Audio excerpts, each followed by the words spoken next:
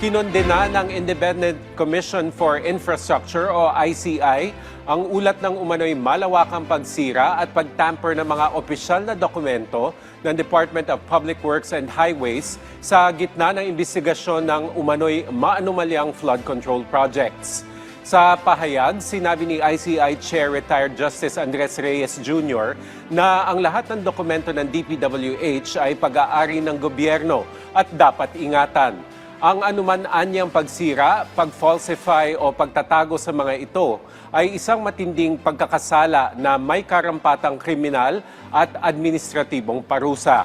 Nagbabala ang ICI na ang mga ganitong gawain ay hindi lamang sumisira sa proseso ng accountability, kundi sumisira rin sa tiwala ng publiko sa mga institusyon ng gobyerno. Hinimok ng komisyon ng mga opisyal at empleyado ng DPWH na panatilihin ang integridad ng lahat ng records na nasa kanilang kustodiya at makipagtulungan sa imbestigasyon.